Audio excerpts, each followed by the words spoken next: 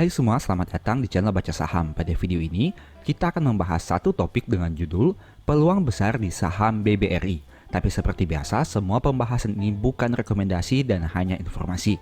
Ingat, kerugian kamu tanggung sendiri ya.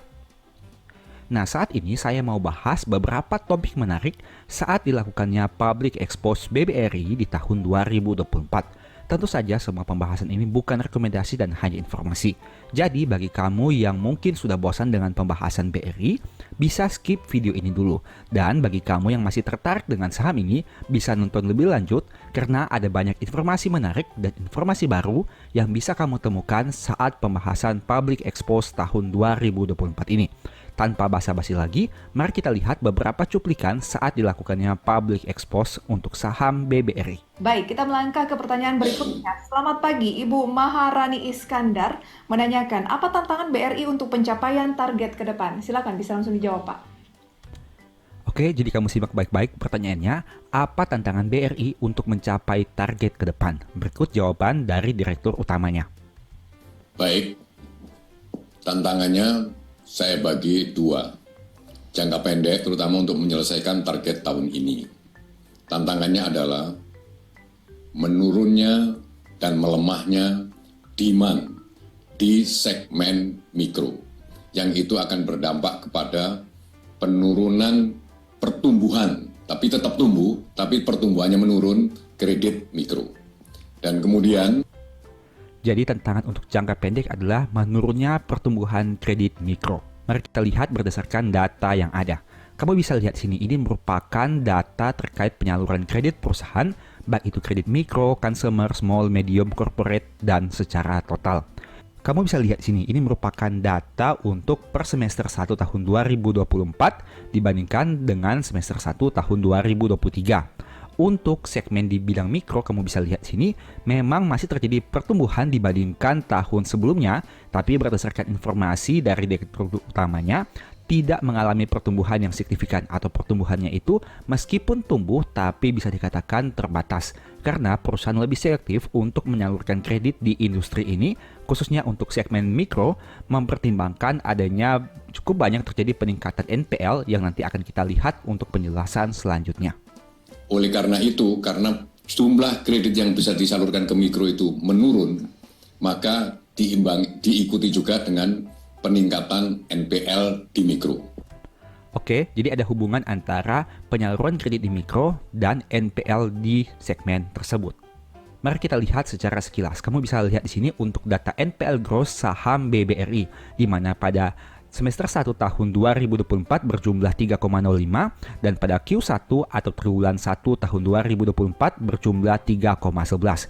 Itu artinya dari Q1 ke Q2 terjadi penurunan NPL dan ini merupakan salah satu hal yang baik karena meskipun NPL BRI masih di angka 3%, tapi terjadi penurunan dibandingkan triwulan sebelumnya dan itu berarti kualitas kredit saham ini semakin baik meskipun angka NPL-nya masih di atas 3%. Dan jika dibandingkan dengan semester 1 atau Q2 tahun 2023, memang pada Q2 tahun 2024 ini masih terjadi peningkatan. Tapi kita bisa lihat secara triwulan dibandingkan Q1 2024 sudah terjadi penurunan. Kita lanjut pembahasannya.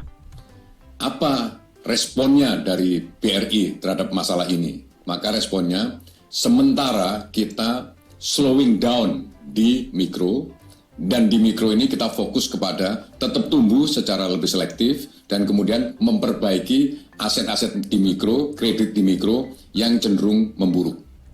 Oke, jadi fokus perusahaan dalam jangka pendek ini lebih kepada memperbaiki kualitas kredit yang memburuk dalam arti memperbaiki kondisi NPL mereka agar bisa lebih turun lagi. Itu strategi kita dan hasilnya sudah mulai baik, terutama kalau memang sudah tidak bisa diselamatkan ya kita hapus buku. Dan hapus buku ini kan makan cadangan. Sudah kita lakukan tahun lalu, kita menghapus buku 32,7 triliun dan tanpa mengganggu permodalan karena memang sudah kita cadangkan sebelumnya. Sekarang yang sudah kita hapus buku itu kita tagih kembali, itulah yang kemudian kita tampung sebagai hasil dari recovery itu. Oke, bagi teman-teman yang belum terlalu paham dengan pemaparan yang disampaikan oleh direktur utama tadi, sebenarnya untuk saham-saham perbankan ada satu pos khusus yang ada di income statement atau laporan laba ruginya, yaitu beban penyisihan kerugian penurunan nilai atas aset keuangan. Jadi, setiap kali bank menyalurkan kredit, mereka harus menyisihkan sejumlah dana untuk mengantisipasi apabila kredit tersebut tidak dikembalikan atau tidak tertagih oleh debitur yang mereka pinjamkan. Nah, itu merupakan pencadangan yang dilakukan oleh bank. Dan seperti informasi oleh Direktur Utama tadi, BRI telah melakukan pencadangan dengan nominal yang cukup signifikan karena mengantisipasi adanya NPL yang bertambah. Sehingga secara keseluruhan sebenarnya penyisihan itu telah dilakukan sebelumnya, bahkan pada tahun 2023 barusan kamu bisa baca atau dengar tadi bahwa BRI melakukan pencadangan dengan nominal yang sangat fantastis. Tapi menariknya, hal itu tidak mempengaruhi modal perusahaan dan juga tidak mempengaruhi laba secara keseluruhan. Laba BRI masih bisa tumbuh dan modalnya juga tidak terganggu. Ini merupakan salah satu keunggulan dari saham atau perusahaan yang memiliki modal yang kuat dan pendapatan bunga yang terus bertumbuh. Karena meskipun mereka melakukan pencadangan dan penghapusan dengan nominal yang sangat signifikan, tapi secara keseluruhan tidak terlalu berpengaruh terhadap operasional bisnis perusahaan. Dan menariknya lagi, apabila mereka telah menghapus buku cadangan tersebut, dan ternyata saat ditagih kepada debitur itu atau pihak yang meminjam bisa mengembalikannya, maka hal itu akan tercatat sebagai keuntungan bagi BRI, sehingga bisa berdampak positif kepada laba yang mereka capai pada tahun tersebut. Kita lanjut pembahasannya. Itu strateginya untuk jangka pendek dan merespon tantangan jangka pendek. Jangka panjang ada, pasti penyebabnya adalah digital. Digital ini ya akan merubah perspektif bisnis, merubah cara berbisnis dan lain-lain. Tantangannya itu ya. Nasabahnya juga berubah, kemudian banknya juga berubah, pasarnya juga berubah. Bagaimana merespon strategi ini? Tidak mudah. Kenapa? Ya, kenapa tidak mudah? Karena kita harus bagi-bagi. Begitu kita digitalkan, ternyata masyarakatnya, nasabahnya juga belum siap. Tapi kalau kita tidak digitalkan dari sekarang, nanti keburu ketinggalan. Maka strategi menghadapi dampak dari digitalisasi ini kita lakukan bertahap. Pertama, ya kita persiapkan untuk jangka panjang, semuanya kita digitalkan. Maka kemudian penggunaan AI segala macam sudah kita lakukan di BRI. Tetapi kalau ini kita terapkan langsung, masih banyak di desa-desa sana, di ujung Indonesia sana yang belum mengerti, maka tetap harus kita layani secara manual. Maka kemudian strategi jangka pendek untuk merespon ini adalah dengan konsep hybrid bank. Melalui apa? Kita mulai branchless melalui agen briling. Branchless karena itu adalah cabang-cabang kita kurangi, tapi kemudian kita share dengan masyarakat dengan menggunakan warung-warung. Itu sekarang sudah ada 1 juta agen briling di Indonesia. Dan kemudian internal bisnis prosesnya, hubungan antara warung dengan BRI kita digitalkan. Tapi hubungan warung dengan nasabahnya itu konvensional. Itulah yang kita lakukan. Oke, jadi untuk tantangan jangka panjang lebih ke bisnis digital, di mana BRI ini juga ternyata fokus kepada industri ini. Mengingat kondisi saat ini sudah sangat marak bisnis digital yang mana perbankan juga merupakan salah satu perusahaan yang harus beradaptasi dengan perubahan kondisi ekosistem ini. Dan menurut saya pribadi, apabila BRI mampu untuk memaksimalkan bisnis ini, maka fee base-nya bisa berdampak positif di mana bisa mendatangkan banyak penghasilan tambahan dari fee base income. Dan hal itu juga tentu diharapkan oleh semua pemegang sahamnya, di mana akan berdampak positif terhadap pencapaian laba. Dan kita juga harus mempertimbangkan, apabila bisnis digital ini semakin besar, maka bisa cukup mengurangi biaya operasional perusahaan dalam hal ini semakin sedikitnya untuk bisnis yang dilakukan secara manual sehingga dapat menekan biaya operasionalnya. Tapi di sisi yang lain, BRI juga mampu untuk memaksimalkan teknologi agar bisa meningkatkan fee-based income dari berbagai sumber yang bisa mereka hasilkan. Nah nanti kalau sudah fully digital, ya tinggal kita digitalkan aja semuanya. Itu strateginya untuk merespon tantangan jangka panjang. Saya kira ini sudah komplit ya cara kita merespon, artinya kita tidak lengah, kita baca perubahan bukan hanya di digitalnya, perubahan sosialnya pun kita pelajari. Dan kemudian tantangan berikutnya karena digitalisasi ini, maka kalau dulu main di mikro saja itu cukup, karena semua uang bisa muter di situ. Tapi sekarang karena orang berjejaring, maka hubungan antar segmen itu menjadi semakin lancar. Dari mikro ke consumer, dari mikro ke small, dari small ke medium, dari medium ke corporate, itu sangat lancar. Oleh karena itu tantangannya adalah tidak bisa lagi kita berbisnis di satu segmen. Maka kemudian kita harus berbisnis di semua segmen, dari mikro sampai korporat, dari korporat sampai mikro. Hanya porsinya yang harus kita jaga. Karena BRI ini memang bank UMKM, tetap portofolio terbesarnya adalah di UMKM. Tetapi tidak boleh terpisah, harus connect yang kita sebut ekosistem. Oke, kita bahas terkait apa yang dipaparkan oleh Pak Sunarso ini. Seperti yang kamu ketahui tadi bahwa BRI ini memiliki satu ekosistem penyaluran kredit yang cukup baik. Karena mereka memiliki banyak segmen, yaitu mikro, consumer, small, medium, dan corporate. Seperti yang tadi dikatakan bahwa memang BRI ini fokus ke industri mikro. Itu terbukti dengan komposisi kredit yang terbesar adalah segmen mikro dengan nominal sekitar 48,1% pada Q2 atau semester 1 tahun 2023, dan pada tahun 2024 di semester 1-nya terjadi penurunan untuk industri di sektor mikro. Ini juga sejalan dengan apa yang dikatakan oleh Pak Sunarso tadi, di mana BRI ini tidak boleh hanya fokus di mikro saja, meskipun itu merupakan komposisi atau porsi terbesarnya. Mereka juga harus mengembangkan industri yang lain atau segmen yang lain, baik itu consumer, small, medium, dan corporate. Dan kita bisa lihat di sini bahwa ada satu industri yang digarap oleh BRI, yaitu segmen corporate-nya, di mana mengalami peningkatan dari 15,5% menjadi 18% untuk komposisi per Juni tahun 2024 ini. Kita lanjut. Demikian jawabannya.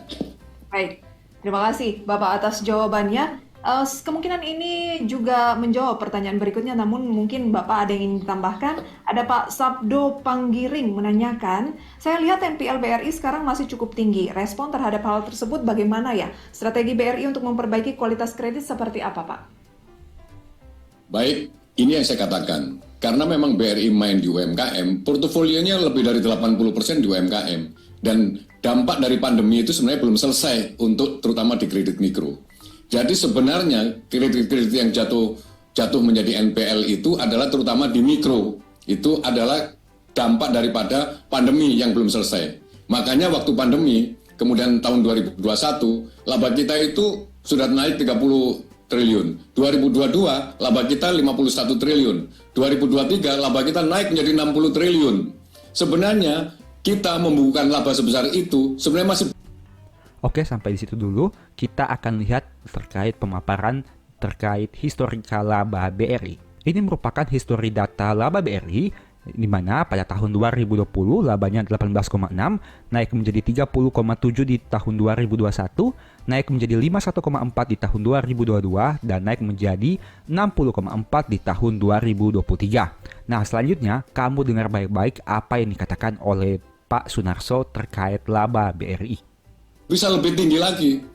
Mungkin realnya laba kita mungkin bisa 80 sampai 90 triliun.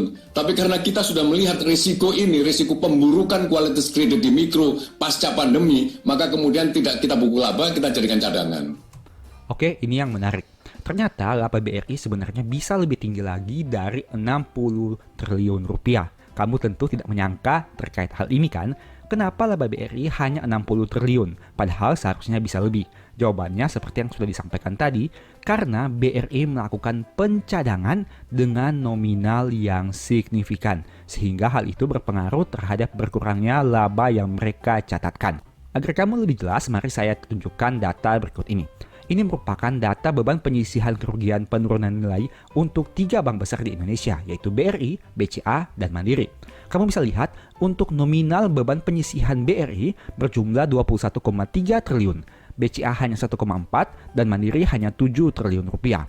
Itu artinya BRI melakukan pencadangan dengan nominal yang sangat signifikan. Sebagai informasi, data ini merupakan data laporan keuangan terupdate saat video ini dibuat, sehingga kamu harus sesuaikan lagi saat kamu menonton video ini. Nah, kembali lagi terkait pembahasan beban penyisihan kerugian ini. Dengan data ini kamu bisa lihat bahwa beban penyisihan yang dibukukan BRI berjumlah 21,3. Jika dibandingkan dengan BCA dan Mandiri, angka ini tentu sangat signifikan.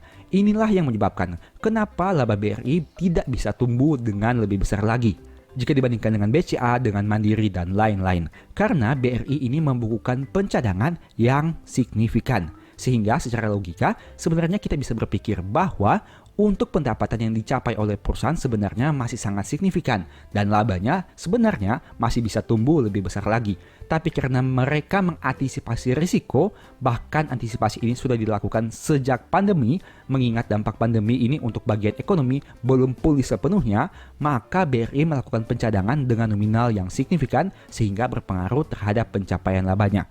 Tapi meskipun telah melakukan hal ini pada tahun 2023 barusan, BRI masih mampu mencetak laba 60 triliun, yang mana seharusnya bisa lebih tinggi lagi. Bukankah ini merupakan satu hal yang fantastis, khususnya bagi pemegang saham yang sudah memegang saham BRI ini?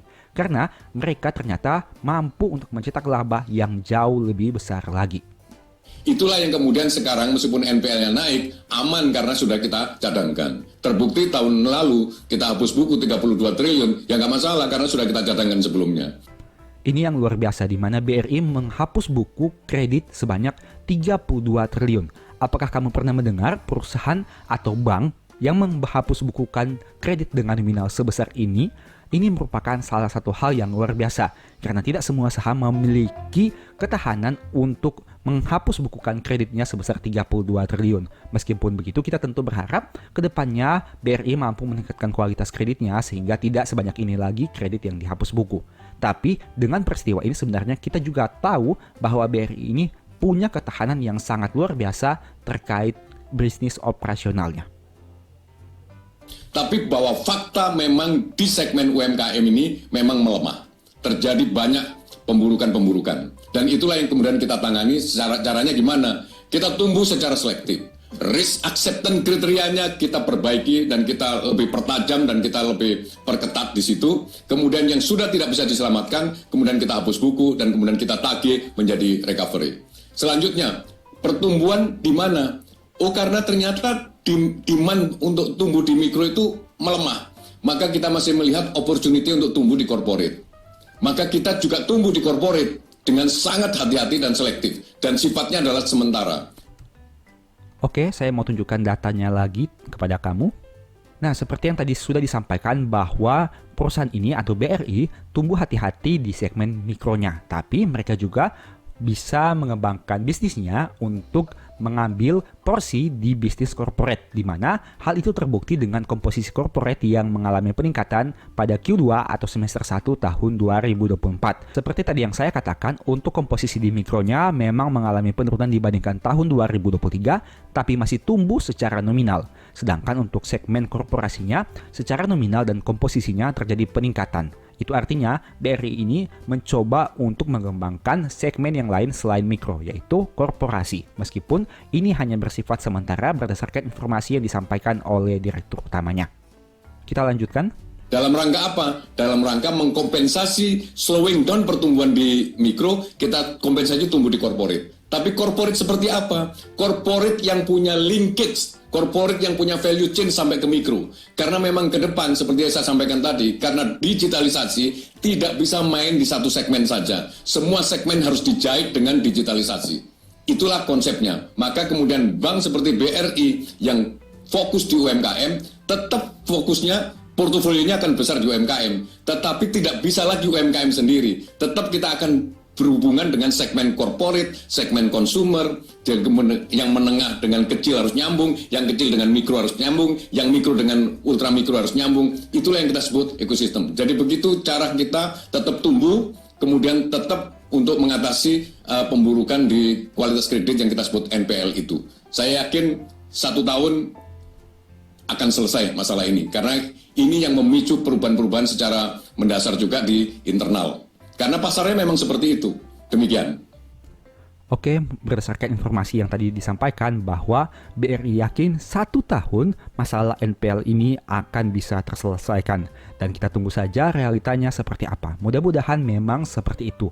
Bahkan jika boleh bisa lebih cepat lagi dibandingkan 1 tahun untuk menyelesaikan masalah NPL ini.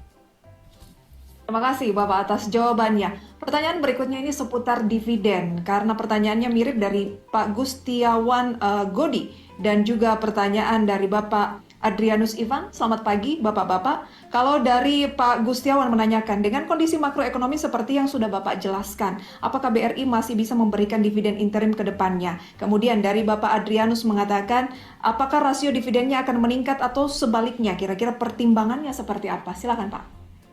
Baik, sebenarnya situasi hari ini sudah kita prediksi dari tahun 2020 ketika kita pertama kali keserang COVID. Ya, itu dulu. Nah, kamu tentu sangat tertarik dengan pembahasan untuk dividen ini. Dan ingat baik-baik apa yang dikatakan oleh Pak Sunarso, di mana kondisi saat ini di tahun 2024 sudah diprediksi sekitar 4 tahun yang lalu saat terjadi COVID dan adanya resesi ekonomi. Kita bahwa risiko-risiko yang terjadi hari ini bukannya tidak terkalkulasi, sudah sangat terkalkulasi dengan baik dari tahun 2020 ketika kita kena pandemi. Apa yang kita lakukan? Maka pertama kita harus memastikan ada sumber pertumbuhan baru, ya, sumber pertumbuhan baru. Maka kita di tahun 2021 kita memastikan kita membentuk holding ultramikro. Karena pembentukan holding ultramikro itu ternyata secara governance ada satu cara yang duduk governannya, itu adalah dengan melakukan right issue. Dan dengan right issue itu kita sadar bahwa waktu itu APBN tidak berpartisipasi di dalam right issue, maka APBN mengimbelengkan Pegadaian dan PNM ke dalam grup BRI yang kita sebut holding ultramikro ini. Dampaknya apa? Kita dapat akses masuknya modal baru dari investor non-pemerintah, yaitu terutama investor asing. Maka ketambahan modal kita 41 triliun dari situ. Dampaknya apa? Modal kita sekarang jadi sangat kuat, di mana CAR-nya 25%, 25,1%. Oke, sampai di situ dulu saya mau bahas sekilas. Ini merupakan apa yang dikatakan oleh Direktur Utama tadi, di mana pada tahun 2021 terjadi lonjakan modal yang sangat signifikan untuk Bank BRI ini. Kamu bisa lihat untuk total ekuitasnya dari yang awalnya 199 naik menjadi 291 berdasarkan data yang ada ini. Itu artinya dari tahun 2020 ke tahun 2021 karena adanya pembentukan ultramikro maka menyebabkan modal perusahaan bertambah dengan signifikan sehingga membuat modal perusahaan semakin kuat lagi dibandingkan pada saat pandemi sebelumnya. Dan hal ini tentu akan menguntungkan BRI karena secara kualitas modal mereka memiliki jumlah yang sangat luar biasa. Dan apakah dampaknya? Kita lihat untuk pembahasan selanjutnya. Oke, kita lanjut. Sedangkan untuk mengcover risiko, sebutlah kita comply dengan Basel III dan kemudian kita butuh CAR itu paling 17,5. Jadi kita punya ruang untuk tumbuh dari sisi kapital. Tinggal kita nyari likuiditasnya.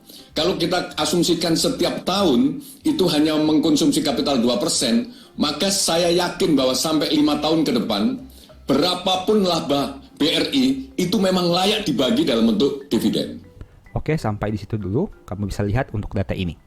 Bagi kamu yang belum tahu, CAR merupakan salah satu aspek rasio keuangan di bisnis perbankan, yaitu untuk mengetahui seberapa baik bank dalam menutupi kerugian bisnis dengan modal yang mereka miliki.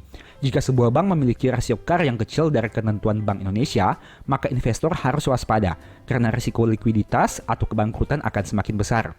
Rasio CAR adalah rasio keuangan yang sangat fundamental dan dapat menjadi fondasi bagi sebuah bank. Jika fondasi kokoh, maka rasio keruntuhan lebih kecil. Jadi rasio CAR ini bertujuan untuk melihat kemampuan perusahaan untuk menutupi kerugian bisnis dengan modal yang mereka miliki. Itu artinya kita fokus kepada angka modal yang mereka miliki. Untuk BRI, jumlah modalnya bertambah signifikan dibandingkan tahun 2020 jika melihat data tahun 2021, 2022, dan 2023. Itulah merupakan alasan yang dikatakan oleh Pak Sunarso tadi. Dan dengan jumlah modal yang sangat besar ini, maka secara ketahanan CAR, BRI memiliki jumlah yang sangat kokoh. Sehingga BRI ini bisa memanfaatkan kelebihan modal yang mereka miliki atau pencapaian laba di tahun tersebut untuk dibagikan dalam bentuk dividen. Kita lihat lagi penjelasan lebih detailnya. Tinggal sekarang otoritas menyetujui apa tidak, gitu. Kalau misalnya disuruh bagi dividen, ya saya katakan berapapun laba BRI layak untuk dibagi dalam bentuk dividen. Karena ingat apa yang dikatakan oleh Pak Sunarso, berapapun laba BRI itu bisa dibagi sebagai dividen, tergantung dari otoritasnya tersendiri, apakah mereka memperbolehkan atau tidak. Nah buat apa? Ditahan, karena kita nggak butuh lagi modal, tambahan modal, karena untuk tumbuh modal kita cukup kuat. Kemudian kepastian sumber pertumbuhan baru ada dari holding ultramikro. Kalau kita mau go smaller, itu seperti itu. Jadi kemudian tidak ada isu tentang permodalan, maka kemudian NPL pun kita sudah anggarkan dari pendapatan, maka kemudian modal kita cukup, maka buat apa kita menumpuk laba kalau nggak dibagi dalam bentuk dividen?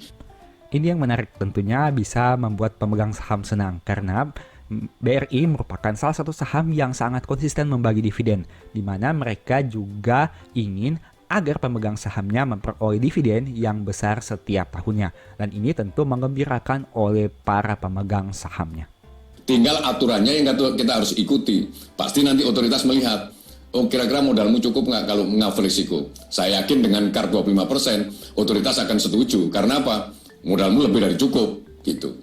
Terus kemudian berapa rasionya? Saya katakan pasti tinggi. Gitu.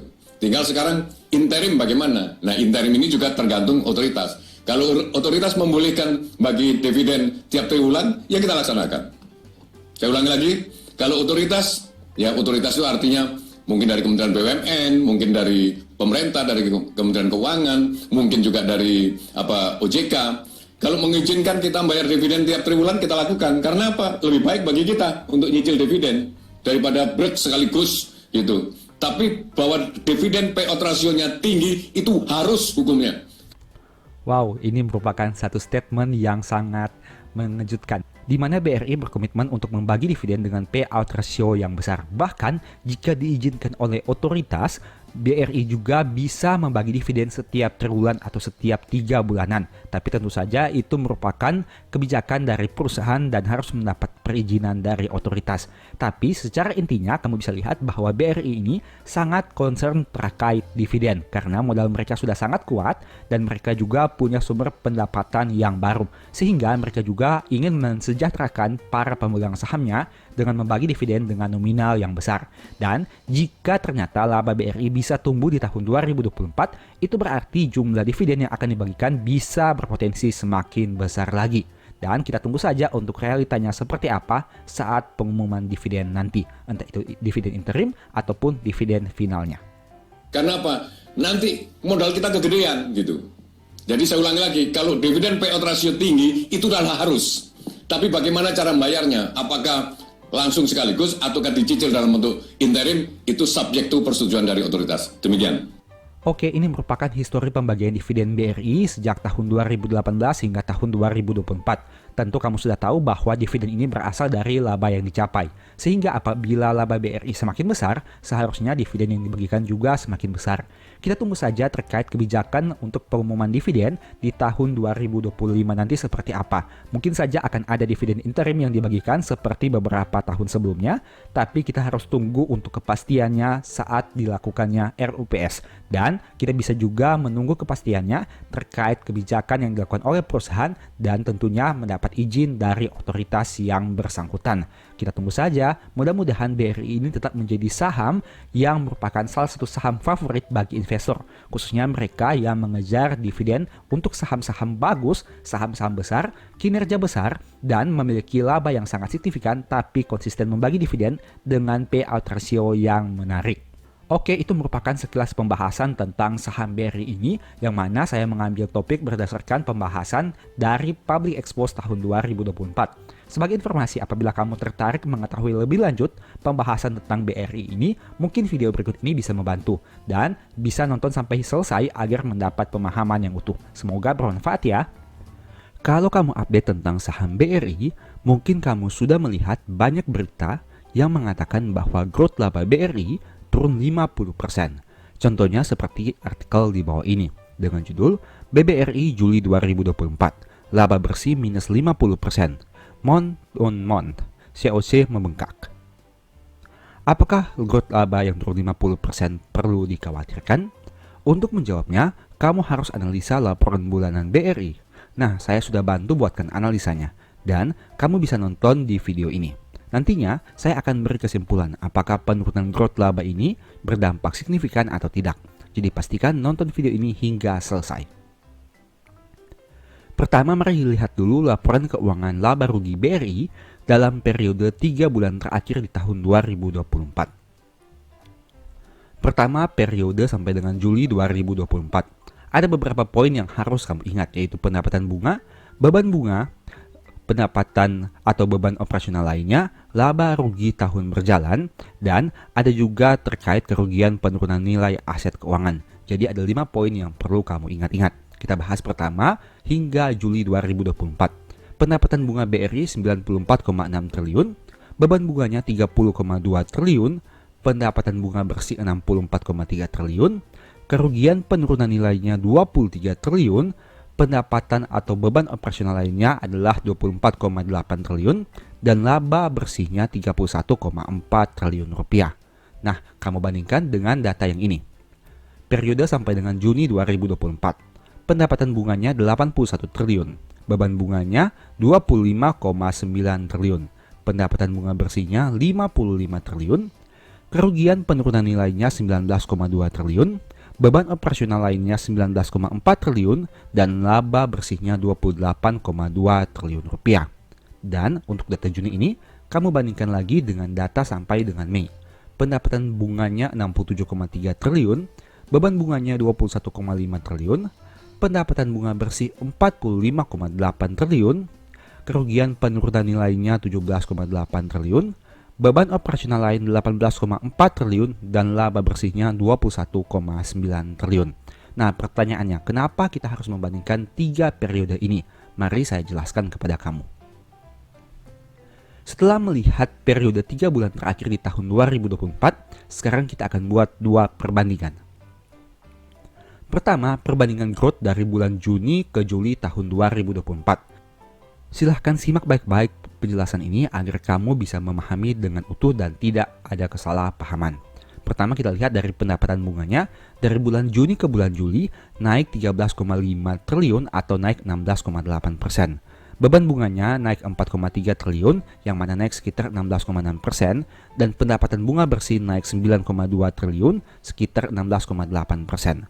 Beban operasionalnya naik 5,3 triliun atau sekitar 27,7%, dan kerugian penurunan nilainya naik 3,7 triliun atau sekitar 19,5%. Kesimpulannya, laba periode Juni ke Juli naik 3,1 triliun atau sekitar 11,2%. Dari data ini saja kamu bisa lihat bahwa terjadi kenaikan yang cukup signifikan untuk beban operasional yang mana naik 5,3 triliun atau 27,7%. Selain itu ada juga kenaikan dari kerugian penurunan nilainya sebanyak 3,7 triliun atau sekitar 19,5%. Nah, kamu ingat-ingat data ini lalu kamu bandingkan dengan data yang akan saya sampaikan ini, yaitu perbandingan growth bulan Mei ke Juni tahun 2024. Jika tadi kita sudah lihat data dari Juni ke Juli, sekarang kita lihat data dari Mei ke Juni. Pendapatan bunganya naik 13,6 triliun atau 20,3%. Beban bunganya naik 4,4 triliun atau 20,5%. Pendapatan bunga bersih naik 9,2 triliun atau 20,2%. Beban operasionalnya naik 1 triliun atau 5,8%. Kerugian penurunan nilainya naik 1,3 triliun atau 7,7%. Kesimpulannya, laba dari bulan Mei ke Juni naik 6,3 triliun atau sekitar 29%. Apakah kamu sudah menangkap apa yang saya maksudkan? Nah, intinya seperti tampilan pada slide berikut ini. Kamu bisa lihat bahwa growth laba BRI dari Mei ke Juni naik 6,3 triliun atau sekitar 29%. Tapi growth dari Juni ke Juli hanya naik 3,1 triliun atau sekitaran 11,2%. Itulah yang menjadi masalahnya karena terdapat selisih penurunan sekitar 50%. Laba dari Mei ke Juni 6,3 dan laba dari Juni ke Juli hanya 3,1. Itu artinya terjadi penurunan untuk growth laba BRI dalam 3 bulan terakhir yaitu sekitar 50%. Penyebabnya kenapa? Kamu bisa lihat berdasarkan data yang ada ini, di mana terjadi kenaikan yang signifikan untuk beban operasionalnya. Dari yang awalnya 5,8%, growth-nya tiba-tiba naik menjadi 27,7%. Begitu juga dengan kerugian penurunan nilainya. Dari yang awalnya 7,7%, naik menjadi 19,5%. Tapi ada hal menarik yang perlu kamu perhatikan baik-baik di sini. Apakah itu? Kamu bisa lihat untuk 3 komponen yang paling atas, yaitu pendapatan bunga, beban bunga, dan pendapatan bunga bersih. Jika dibandingkan data dari Mei ke Juni dan Juni ke Juli, 3 poin ini bisa dikatakan cukup konsisten bertumbuh. Artinya, pendapatan bunga untuk kenaikan dari Mei ke Juni 13,6 dan kenaikan dari Juni ke Juli 13,5. Beban bunganya kenaikan dari Mei ke Juni 4,4 dan kenaikan dari Juni ke Juli 4,3. Pendapatan bunga bersih dari Mei ke Juni naik 9,2 dan dari Juni ke Juli naik 9,2 juga. Itu artinya pendapatan bunga, beban bunga, dan pendapatan bunga bersih sebenarnya tidak mengalami perubahan yang signifikan untuk growth secara bulanannya.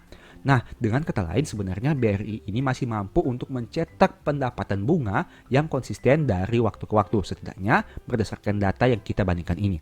Begitu juga dengan beban bunganya. Sebenarnya beban bunganya juga mengalami penurunan meskipun tidak signifikan, dari 4,4 menjadi 4,3. Dan pendapatan bunga bersihnya juga bisa dikatakan malah mengalami peningkatan dari 9,24 menjadi 9,28. Nah, masalahnya ada pada dua komponen yang di bawah ini, yaitu beban operasional dan kerugian penurunan nilainya.